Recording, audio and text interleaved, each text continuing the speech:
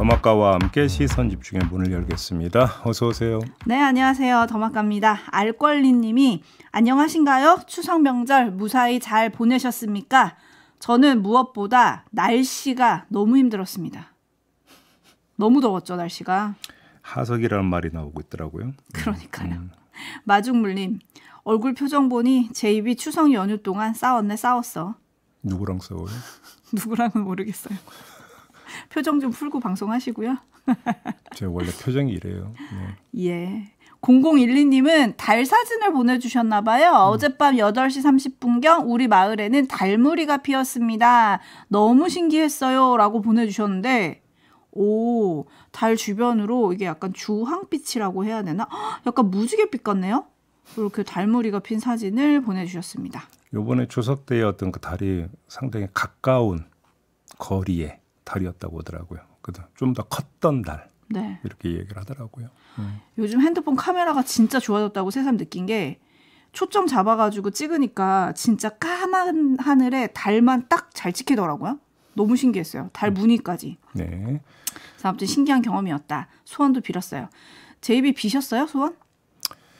그런 거 안 빕니다. 예. 마스터 초이님, 제 입이 푸석푸석해 보이네요. 명절 동안 뭐 하신 거냐는 댓글이 좀 있네요. 네, 잘 쉬셨던 걸로. 누차 말씀드리는데 집돌이입니다. 네, 네, 잘 쉬셨답니다. 존버정신님, 여러분 무사히 만나서 반갑습니다. 또 일상으로 돌아왔으니 열심히 뛰어보자고요. 우리 일상에서 행복 찾기 해봅시다. 라고 아주 긍정적인 댓글을 보내주셨습니다. 네, 보물찾기에 가깝죠. 네. 아, 일상에서 행복 찾기는? 네. 그렇습니다. 자, 그래도 왜 이러시지 다들? 동해바다님, 제 입이 너무 피곤해 보여요. 그래요? 왜 이러시지? 제 얼굴이 뭐 로션도 발랐는데 오늘? 로션도 발랐대. 그러니까 왜 그럴까요? 네. 로션을 바꿔보시죠. 더 촉촉한 걸로. 아무튼 제이비 컨디션 괜찮다고 하니까요. 여러분 기대해 주시고요. 제이비 타임즈 오늘 주목할 첫 번째 뉴스 어떤 건가요? 정치권이 목 길게 빼고 바라보는 시점이 하나 있습니다. 10월 10일인데요. 이날이 무슨 날이냐? 총선 공소시효 만료일입니다. 어허. 총선 때 선거법 위반한 그 사범의 경우 이날까지 기소를 해야 하는 겁니다. 정치권은 도합 몇 명의 의원이 기소될지, 특히 정당별로 몇 명씩이 기소될지에 촉각을 곤두세우고 있는데 그럴 수밖에 없는 게 선거법 위반 사범의 경우에는 벌금 100만 원 이상의 형이 확정이 되면 바로 의원직 상실되거든요. 바로 이 점 때문에 선거법 기소가 정치권에 미치는 파장이 상당히 크지 않겠습니까? 바로 이 점 때문에 촉각을 곤두세우고 있는 건데요. 네. 자, 그 점을 한번 짚어보겠습니다. 구체적으로 어떤 점을 좀 짚어볼까요? 크게 두 가지인데요. 첫째, 정당별 기소자 숫자가 어떻게 되느냐 이걸 봐야 되는데 여야의 숫자가 현격하게 다를 경우 수사의 공정성 문제가 제기될 건 뭐 자명한 일이겠죠. 근데 이것 말고 봐야 하는 게 하나 더 있는데 바로 의석수 변화입니다. 야권에서 심심치 않게 나오는 목소리가 뭡니까? 국민의힘 의원 8명만 움직이면 판이 바뀐다 이런 얘기 많이 하지 않습니까? 네. 이 간당간당한 경계선의 숫자가 선거법 기소 규모에 따라서 재조정될 수도 있다라는 겁니다. 바로 이 점 때문에 여대 야의 기소 숫자가 어떻게 되는지 각 정당이 지금 주목을 하고 있다. 이런 이야기가 되는 거고요. 두 번째, 일괄 기소 후에 나타나는 현상이 뭐냐면 형 확정 또한 동시간대일 가능성이 대단히 높다라는 겁니다. 자, 이 점은 특정 시점에 상당한 규모의 재보선 판을 만들어낼 수 있다는 얘기로 연결이 됩니다. 선거법 위반 사건의 경우 비교적 빠르게 재판이 진행이 되거든요. 이전까지 고려를 한다면 재보선판은 내후년 6월 지방선거 전에 조성될 가능성이 크다고 볼 수 있고요. 따라서 정치권의 지각 변동 또는 정치 리더의 정치적 위상 변화를 야기할 수 있는 판이 열릴 수 있다. 이런 이야기가 되는 겁니다. 바로 이 두 가지 점 때문에 정치권이 지금 촉각을 곤두세우고 있는 것이죠. 네, 몇 명이나 기소가 될까요? 라고 촌철님들 좀 궁금증을 올려주셨는데 그래서 기사를 보니까 서초동에서 부는 바람에 여의도 정치 지형이 흔들릴 수 있다. 이런 말까지 나온다고 하더라고요. 그리고 또 일각에서는 재판에 넘겨질 의원이 20명은 넘을 거다. 뭐 이런 말도 있다고 하더라고요. 또 여당보다는 야당에서 일단 수사 대상은 더 많다. 이런 말도 여의도에서 들리고 있다던데 어떻게 될지 이건 이제 뚜껑을 열어봐야 아는 거죠? 그렇습니다. 네, 요거는 좀 지켜봐야 될 것 같고요. JB타임즈 다음 주목할 뉴스는요? 도이치모터스 주가 조작 사건 2심 재판에서 유죄를 선고받은 2명이 대법원에 상고를 했다고 합니다. 주가 조작에 가담한 혐의 등이 인정돼 유죄 판결을 받은 증권사 직원 2명이었는데 이들은 2심 판결 다음 날인 지난 13일 바로 상고장을 제출을 했다고 합니다. 주목할 점은 1심에서 무죄 선고를 받았지만 2심에서 주가 조작 방조 혐의가 인정돼 유죄 판결을 받았던 그 전주 손모 씨 있지 않습니까? 이 사람은 아직 상고장을 냈다라는 얘기는 들리지 않고 있는 건데요.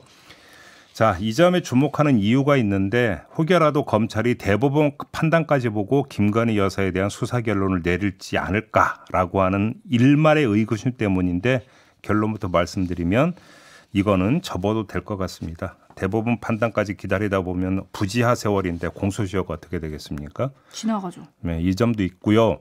근데 여기에 또 하나의 이유가 있는데 해봤자이기 때문이다. 이런 말씀. 해봤자? 이게 무슨 뜻인가요? 자, 사법적 관심사는 이 전주 손 씨에게 적용된 방조 혐의를 김건희 여사에게도 적용할 수 있느냐 이거잖아요. 네. 근데 이 문제를 가리기 위해서는 두 가지 점을 살펴야 됩니다.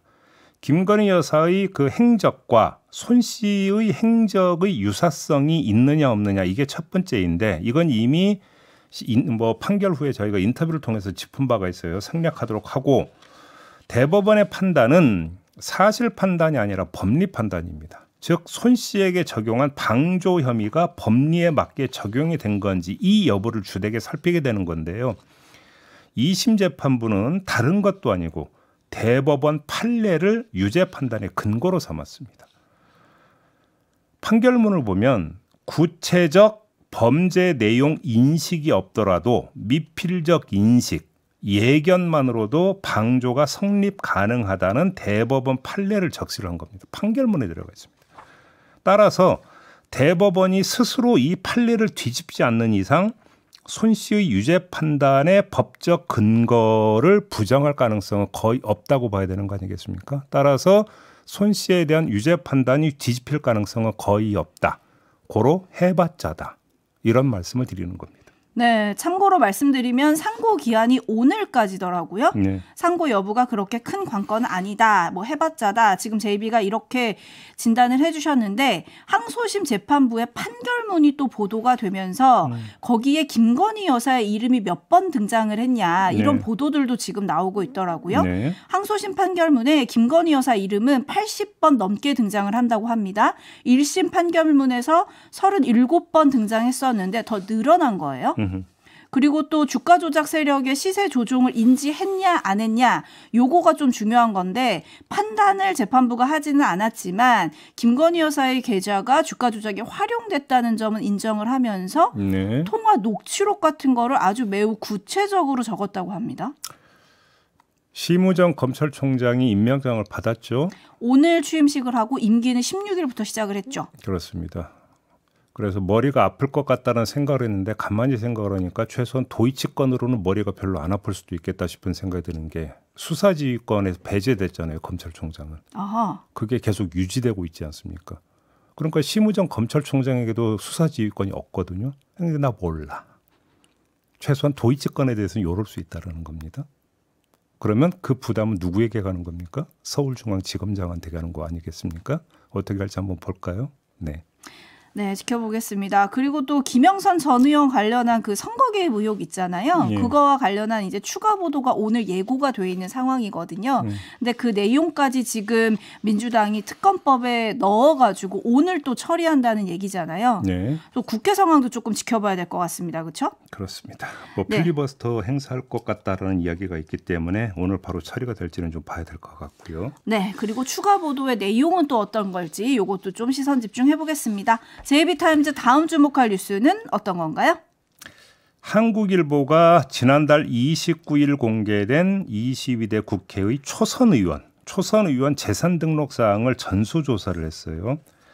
그 결과를 보도를 했는데 전체 89명의 지역구 초선 의원의 41.6% 거의 절반에 가까운 37명이 과거 투기 과열로 인해 부동산 규제 지역으로 지정됐던 지역의 아파트 등을 소유한 반면에 자신의 지역구에선 새빵살이를 하는 것으로 집계가 됐다고 합니다. 지역구에 보유 또는 임차한 주택이 아예 없는 경우도 8명이었다고 하는데요. 이들은 부모 명의 주택에 전입을 한 것으로 추정이 된다. 이게 한국일보의 보도 내용입니다. 구체적인 내용도 좀 볼까요? 좀 사례를 하나씩만 뽑아서 전달해 드리면 먼저 민주당 양문석 의원의 경우인데요. 총선 때 문제가 됐던 서울 서초구 잠원동의 31억 2천만 원짜리 아파트 기억하시죠? 네. 부부 공동 명의로 계속 보유하고 있는 것으로 나왔는데 그러니까 지역구가 경기도 안산갑이거든요. 안산갑에서는 본호동의 한 아파트 28.21제곱미터라고 하는데 이 아파트를 보증금 500만 원에 임차한 것으로 신고를 했다고 합니다. 그다음에 국민의힘으로 가겠습니다. 박성훈 의원의 경우인데요. 서울 용산구 한남동에 61억 9,347만 원짜리 아파트를 부부 명의로 소유하고 있다고 신고를 한 반면에 지역구인 부산 북구에선 화명동의 한 오피스텔을 보증금 500만 원에 임차한 것으로 되어 있다고 합니다.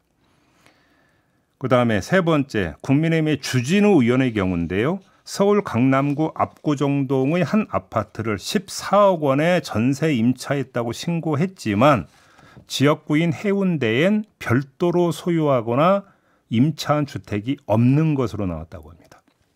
그래서 한국일보가 의원실에 문의를 했더니 부모님 댁에 거주하고 있다면서 전입신고도 마친 상태다라고 대답을 했다고 합니다. 어허. 자, 이런 상황이 된다면 최소한 이런 부류의 의원들은 지역구에 가서 제가 이곳에 뼈를 묻겠습니다. 이런 얘기는 감히 못할 것이다. 이렇게 봐야 되는 거 아니겠습니까? 네, 신원섭파님이 강남엔 수십억 아파트, 지역구엔 월세, 국민들 눈에 어떻게 보일지 생각은 안 하십니까, 의원님들?이라고 해주셨고 네. 이인수님은 지역구 살리자는 말은 입으로만 하시는 건가요? 라고 물음표 보내주셨는데 의원들이 또 어떻게 답할지 뭐 이렇게 얘기하려나요? 그렇다고 지역구에 집을 또 살 수는 없잖아요. 이렇게 얘기하려나요? 그럼 거기 있는 거 팔면 되잖아요. 그러게요. 그러지는 왜 않을까요? 그다음에 또 하나의 의원 관련한 소식이 있죠? 네. 추석 직전에 전해드렸죠. 의원들에게 명절 휴가비로 424만 원이 통장에 꽂혔다고 전해드린 바 있습니다. 이 여파에 해당하는 뉴스 같은데 국회의원들이 소득세 비과세 혜택을 누리고 있다라는 소식입니다. 세계일보가 보도를 했는데요. 국회의원 연봉은 1억 5,700만 원 정도 됩니다. 월급으로 따지면 1,375만 원 정도가 되는데 이 가운데 4,700만 원, 월 392만 원은 입법 활동비와 특별 활동비로 처리가 됩니다. 그래서 소득세 비과세 혜택을 받습니다. 그래서 비슷한 연봉을 받는 직장인과 비교를 하면 연간 약 1,700만 원의 소득세를 덜 낸다. 이런 계산이 나온다고 합니다. 안 내는 세금만 1,700만 원이라는 겁니다. 자, 활동비이니까 경비로 받기 때문 아니냐라는 얘기가 나올 수 있는데요. 하지만 국회의원들은 사무실 운영이나 공무 출장, 입법 및 정책 개발 등을 위해서 연간 1억 5천만 원가량을 추가로 지원받고 있거든요. 이게 활동비 아닙니까? 그렇기 때문에 결국 입법 활동비와 특별 활동비를 경비로 계산하기 때문에 세금 안 낸다라는 얘기는 과연 성립될 수 있겠느냐 이런 얘기가 문제 제기가 나온다. 이런 취지가 되겠습니다. 네, 유리지갑이라는 직장인의 세율 그리고 장사에도 남는 게 없다는 자영업자들의 세감 체율에 비하면 이걸 국민들이 어떻게 볼지 뭐 안 물어봐도 뻔한 거 아니겠습니까? 담쟁이 넝쿨님이 뭉치는 힘, 국회의원 연봉 지키기라고 좀 꼬집어 주셨고 앞서서 집 얘기했잖아요. 엽기토끼님이 저러니까 여야 할 것 없이 종부세 감세는 한 마음인 건가요? 라고 해주셨고 시냇가의 심은나무님은 조금 더 큰 문제까지 지적을 해주셨어요.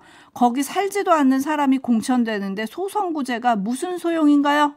그 점도 상당히 중요한 문제입니다. 그러니까 공천과 관련해서 이제 그 주소 이전 기한이 있거든요. 딱 거기에 맞춰서 주소를 바로 옮겨버리는.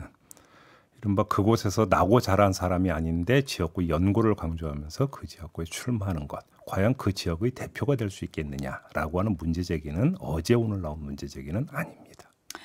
네, 밥김님은 반면에 이런 의견 보내주셨어요. 자동차에 기름은 넣어야 움직이니까 뭐 어느 정도는 줘야 되겠죠. 그 활동비 비과세. 네. 아니 그러니까 또 다른 활동비가 있다니까요.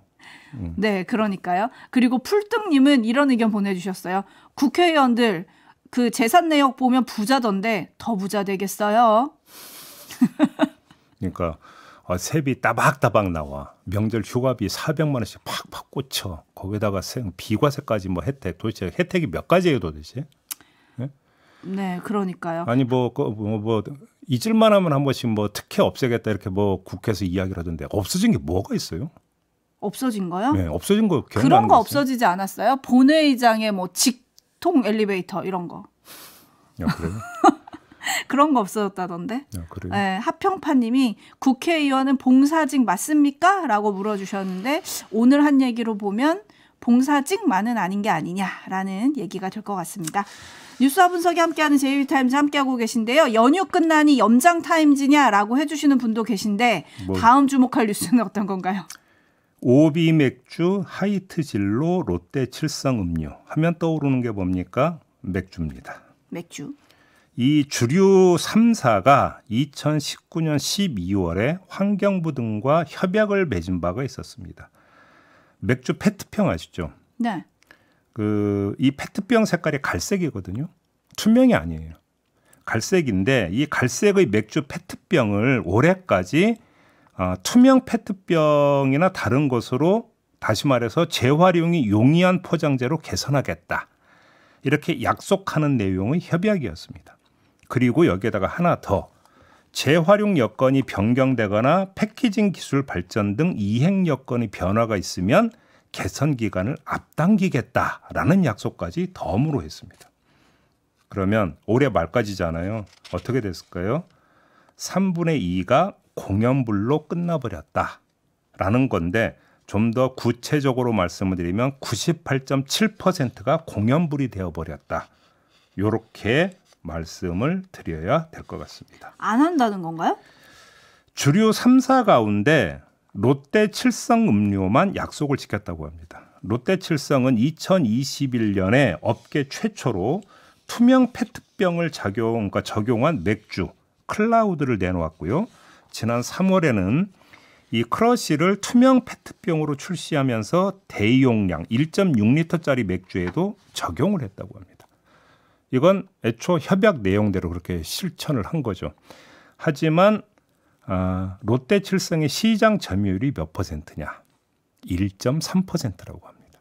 그래서 제가 98.7%는 공연불이 됐다고 이야기하는 게 거의 대부분의 맥주 페트병은 그대로다. 이런 이야기가 되는 겁니다. 롯데 칠성의 시장 점유율이 1.3%에 불과하니까. 그러면 나머지 두 회사는 어떻게 됐느냐? 대안 마련에 실패를 했는데요. 그리고 나서 하는 말, 이런 말이었다고 합니다. 양해각서였기 때문에 법률 위반은 아니다. 이렇게 주장을 하고 있다고 합니다. 아니 이미 하는 곳이 있는데 대안 마련에 실패했다. 왜 그런지가 좀 궁금한데 아름다운 독도님 지구가 아프다고요? 라고 지금 느낌표 4개 찍어주셨거든요. 네. 환경부가 좀 할 말이 있을 것 같은데요? 환경부 관계자의 말을 그대로 전해드리면 똑같은 말입니다. 자발적 협약이기 때문에 대체 포장재 도입 기한 연장에 대한 얘기를 특별히 나누지는 않았다. 재활용을 잘할 수 있다는 다른 대안을 보여달라는 의견을 업체 측에 전달했다. 안 해도 된단 말입니까? 이 얘기죠. 되게 유하지 않습니까? 그러네요. 자, 여기서 이전 사례 한번 소환해 보겠습니다. 종이빨대 기억하십니까? 그다음에 일회용 컵 보증금제 기억하십니까? 한다고 안 했던 거 기억하십니까? 그러면서 환경부 처리인데 반발하지 않았습니까? 환경부는 과연 환경보호의 의지를 갖고나 있는 것이냐? 라는 질문을 안 할 수 없는 그런 또 하나의 사례가 추가됐다. 이런 말씀을 드리겠습니다.